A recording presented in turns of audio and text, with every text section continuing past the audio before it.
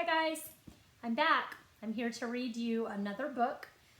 This is a book that I have read a lot of times over the years. It's really cute. It's a good story. It has great pictures. It has a good message too. It teaches you a lesson. You may not think that until the very end, and then you'll find out why I say that. So the book we're going to read today is called Enemy Pie, and it's a book written by Derek Munson and illustrated by Tara Calahan King. So here's the cover of the book. And if you notice down here in the pie, here's the pie, you see all kinds of gross stuff coming out of it. Leaves and worms.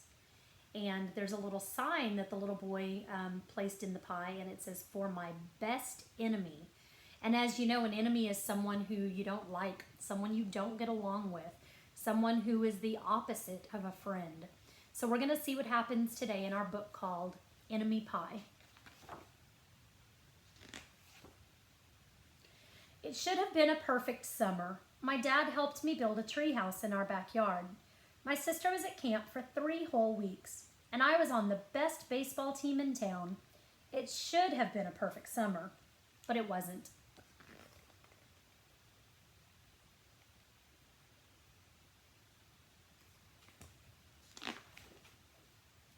It was all good until Jeremy Ross moved into the neighborhood, right next door to my best friend Stanley. I did not like Jeremy Ross. He laughed at me when he struck me out in a baseball game. He had a party on his trampoline, and I wasn't even invited. But my best friend Stanley was. Jeremy Ross was the one and only person on my enemy list. I never even had an enemy list until he moved into the neighborhood. But as soon as he came along, I needed one. I hung it up in my treehouse where Jeremy Ross was not allowed to go.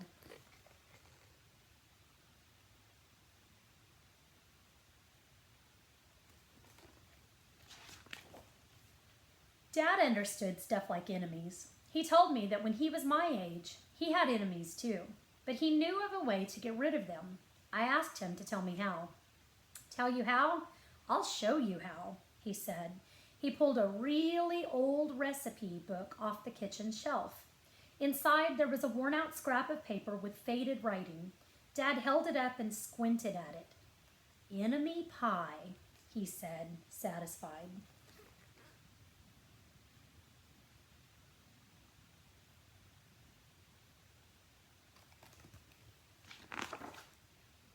You may be wondering what exactly is in enemy pie. I was wondering too. But Dad said the recipe was so secret he couldn't even tell me. I decided it must be magic. I begged him to tell me something, anything. "I will tell you this," he said. "Enemy pie is the fastest known way to get rid of enemies." Now, of course, this got my mind working. What kinds of things, disgusting things, would I put into a pie for an enemy? I brought Dad some weeds from the garden, but he just shook his head. I brought him earthworms and rocks, but he didn't think he'd need those. I gave him the gum I'd been chewing on all morning. He gave it right back to me.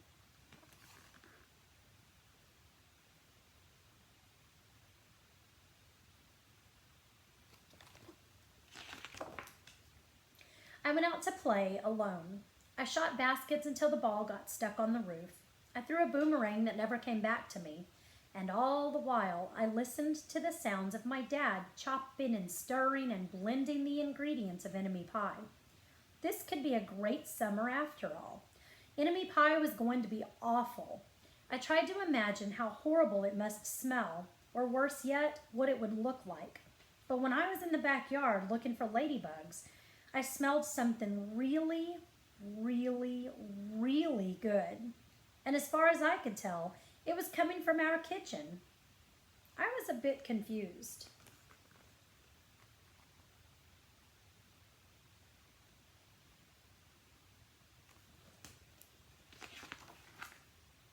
I went to ask Dad what was wrong. Enemy pie shouldn't smell this good. But Dad was smart. "If enemy pie smelled bad, your enemy would never eat it," he said.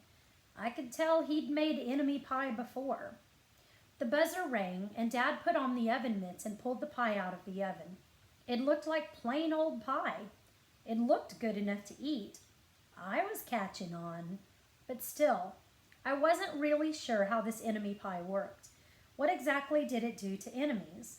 Maybe it made their hair fall out, or their breath stinky. Maybe it made bullies cry. I asked Dad, but he was no help. He wouldn't tell me a thing. But while the pie cooled, he filled me in on my job.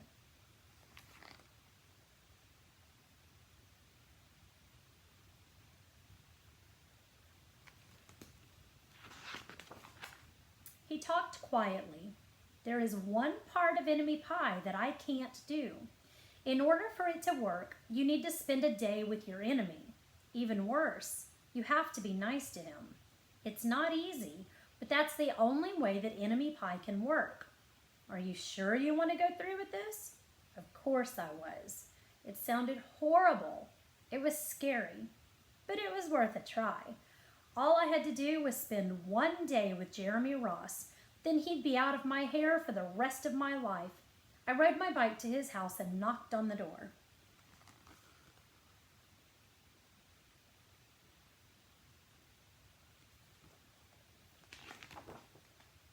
When Jeremy opened the door, he seemed surprised. He stood on the other side of the screen door and looked at me, waiting for me to say something. I was nervous. "Can you play?" I asked. He looked confused. "I'll go ask my mom," he said. He came back with his shoes in his hand. His mom walked around the corner to say hello. "You boys stay out of trouble," she said, smiling.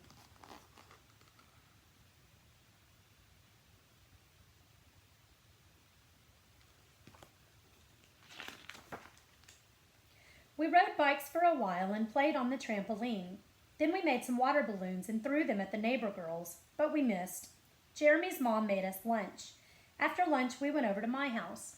It was strange, but I was kind of having fun with my enemy. He almost seemed nice. But of course, I couldn't tell Dad that, since he had worked so hard to make this enemy pie. Jeremy Ross liked my basketball hoop. He said he wished he had a basketball hoop, but they didn't have room for one. I let him win a game, just to be nice.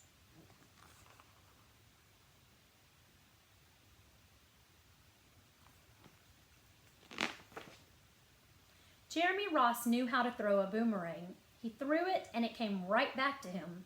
I threw it and it went over my house and into the backyard. When we climbed over the fence to find it, the first thing Jeremy noticed was my tree house.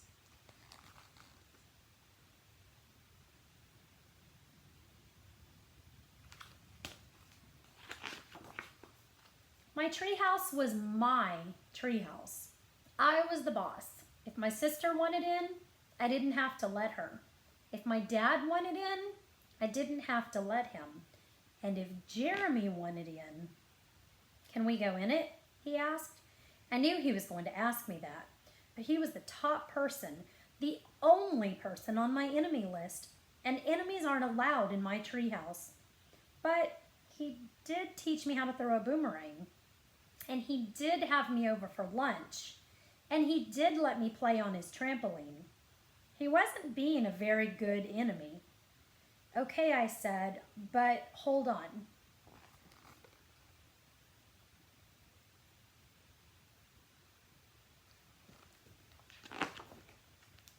I climbed up ahead of him and tore the enemy list off the wall. I had a checkerboard and some cards in the treehouse, and we played games until my dad called us down for dinner. We pretended we didn't hear him, and when he came out to get us, we tried to hide from him, but somehow he found us.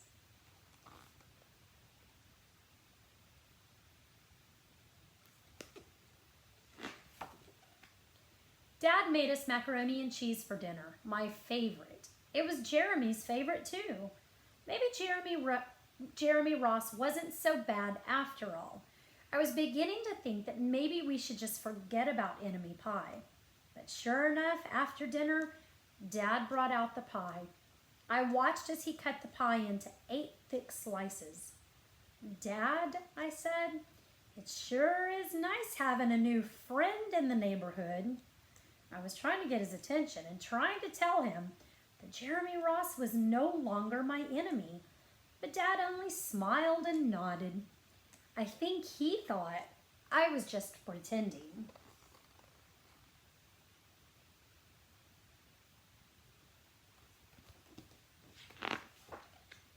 Dad dished up 3 plates, side by side, with big pieces of pie and giant scoops of ice cream.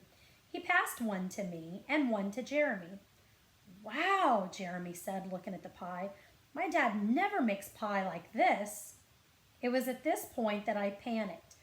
I didn't want Jeremy to eat enemy pie. He was my friend. I couldn't let him eat it. "Jeremy, don't eat it. It's bad pie. I think it's poisonous or something." Jeremy's fork stopped before reaching his mouth. He crumpled his eyebrows and looked at me funny. I felt relieved. I had saved his life. I was a hero.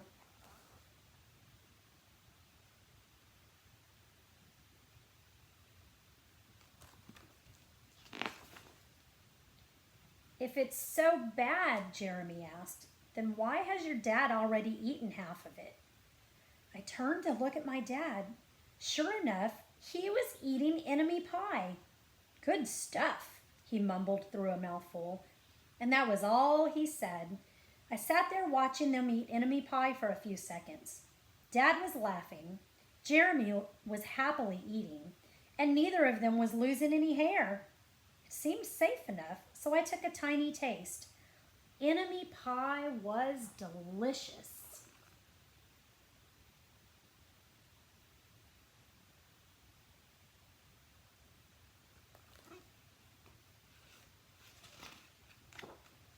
After dessert, Jeremy rode his bike home, but not before inviting me over to play on his trampoline in the morning.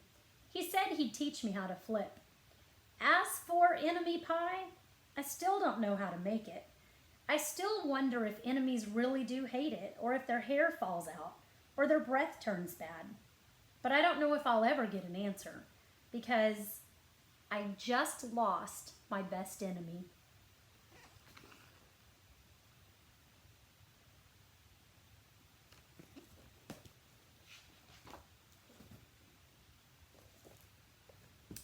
The end. So, what'd you think? Do you think this book teaches a lesson? What do you think the lesson is? Have you ever had someone who you thought was an enemy, but then it turns out maybe this person isn't so bad after all? I hope you enjoyed the book, guys. Miss you all. Bye.